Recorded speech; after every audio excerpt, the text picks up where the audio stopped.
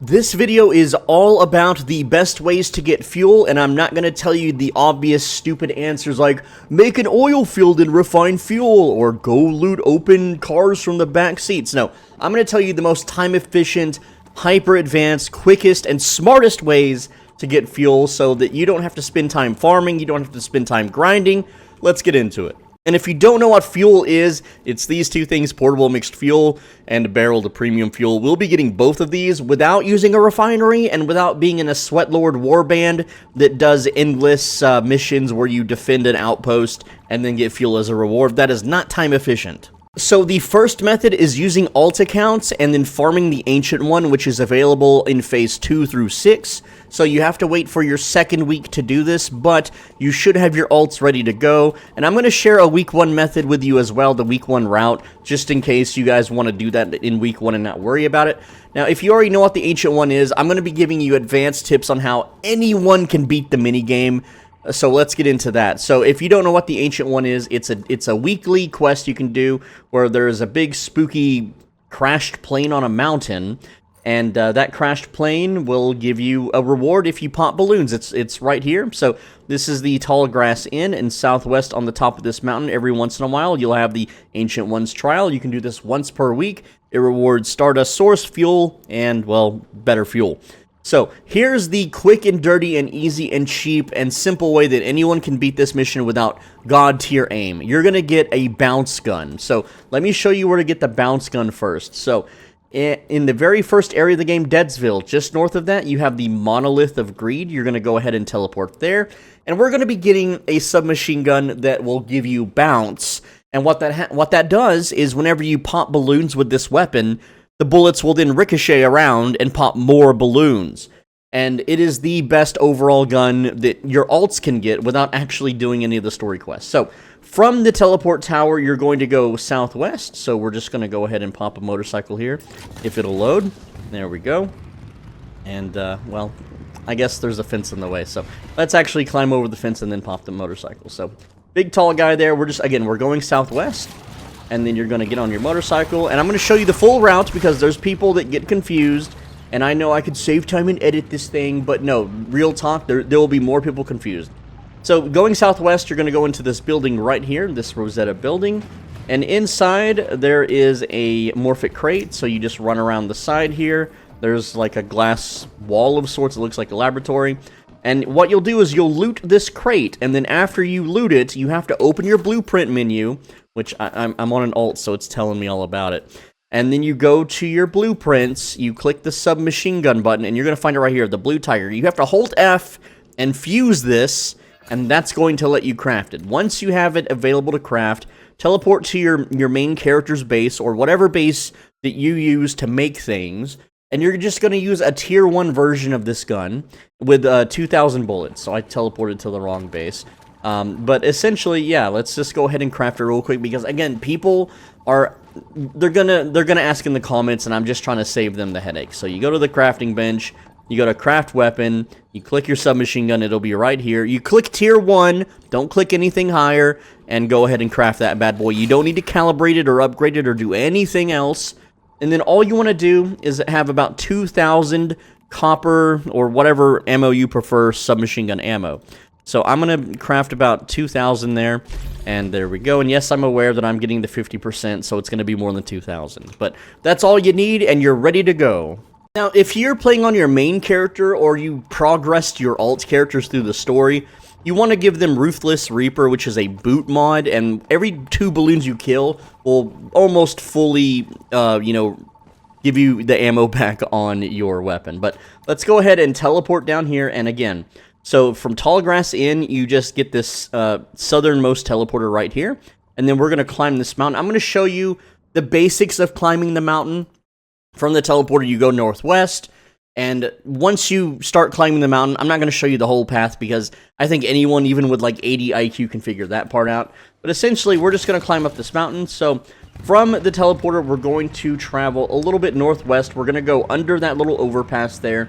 And you'll see, it's a pretty easy climb. The game makes it very apparent that it's a path that you can take, but I'm going to show you up to that point. So, we're going northwest, and we have some winding roads here. We're just going to go up this little road here. There we go. And yeah, it sucks without an upgraded motorcycle. But hey, you know, alt characters, it's all about that starter gear, right? So then we go up here. And again, if you already know the Ancient One stuff, then you can skip ahead to the other parts of the video, whatever. But this is showing people who have never done this before, who have no clue. And then we're going to go very hard, mostly west, a little bit north. And we're going to go up this little hill here. And again, this is just how to climb the mountain. And then we're gonna start traveling northeast here. You'll see that this is kind of the path. We'll climb up here. And you'll see that there is a winding path up here. You're just going to continue running.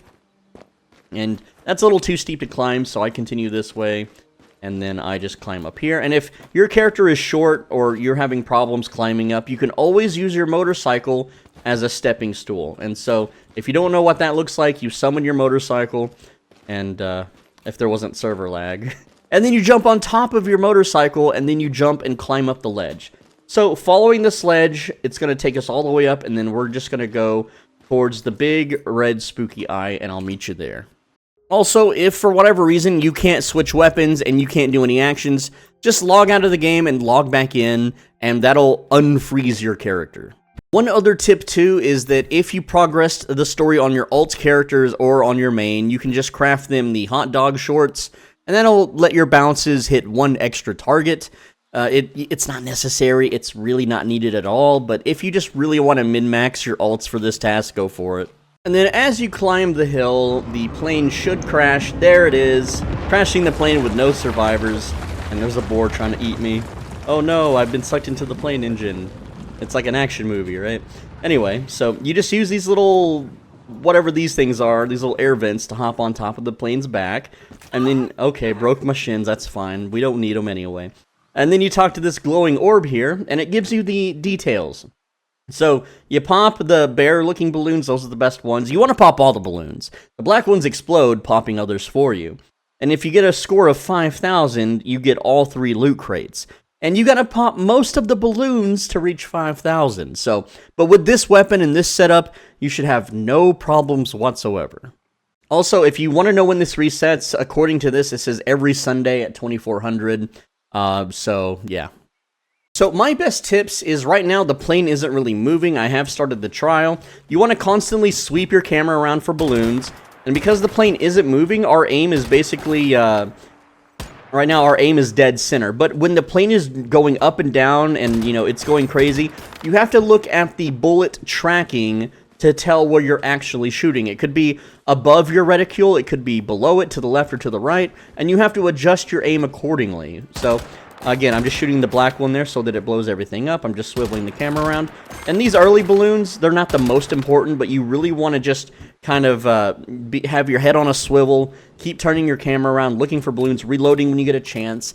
Again, if you have Ruthless Reaper, you never have to reload because the balloons count as, like, enemy kills, and every 2 enemy kills would refill 80% of your magazine anyway, so there we go. So I'm getting all the balloons. I'm going to cut to whenever I finish this. You get the idea. Alright, so after opening the rewards, I have 300 mixed fuel and 30 premium barreled fuel, and you can just log into another alt, do this again for another 330, and you can log into your main and do that. So that's 900 fuel and 90 barreled premium fuel. That's going to last you the entire, like, 6 weeks. But if you are converting fuel into, like, say, Stardust Source, or using it or selling it or whatever, then you can just make more alts and farm it that way.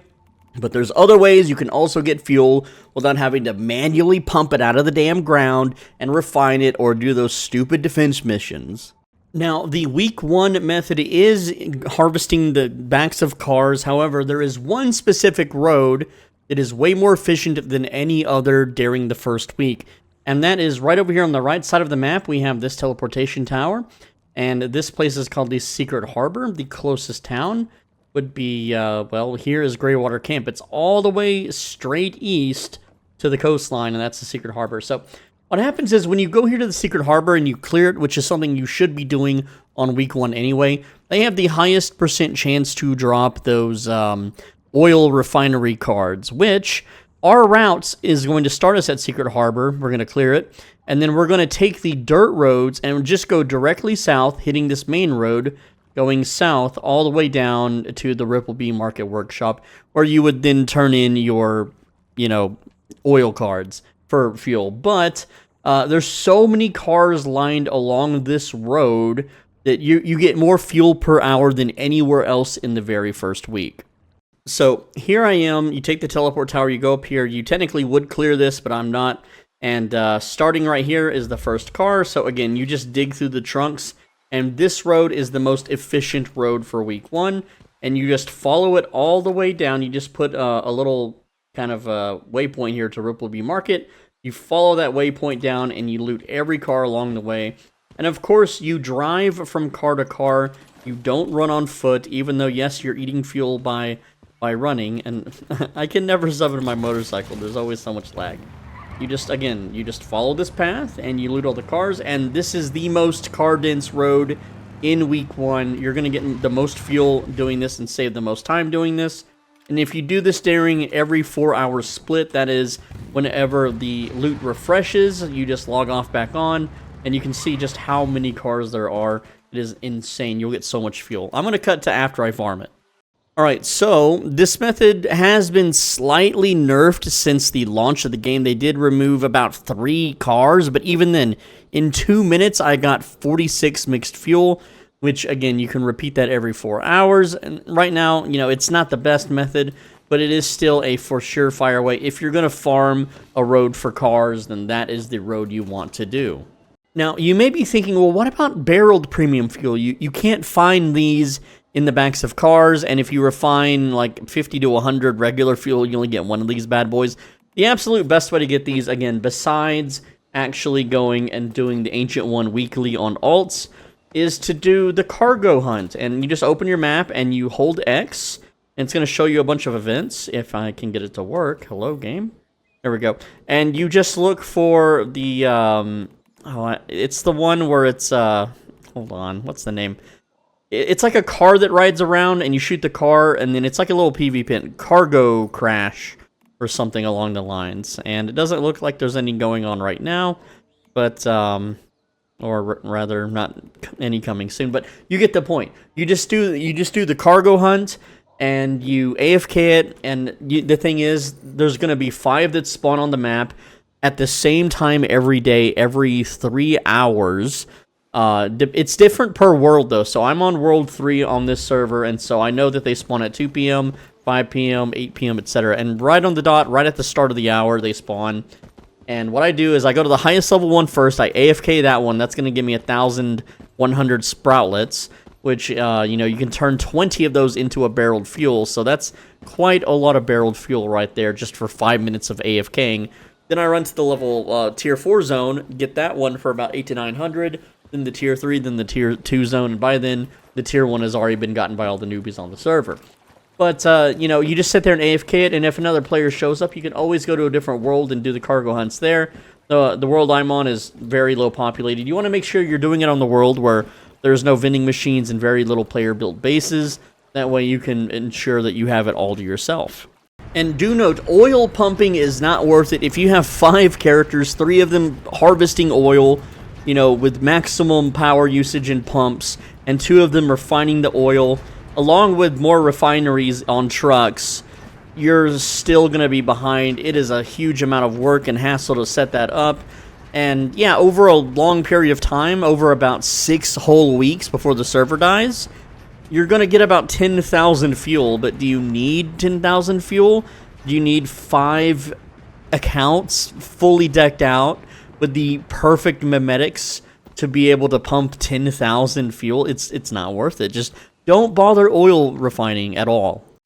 But yeah, that's pretty much it for fuel farming. There's the usual methods. They suck. They're a waste of time. I know that the whole server likes to get together and all dump their, oil cards, but it's more fun to troll those guys by dumping a crappy low-level one in there and not having them find out that you're the one that did it, so they all start infighting and blaming each other. Now, that's a fun time for me. But anyway, that's all I got. Leave a like, leave a comment, because I read them all. And click the video on the right side of your screen, or this cat here on the screen is going to get it.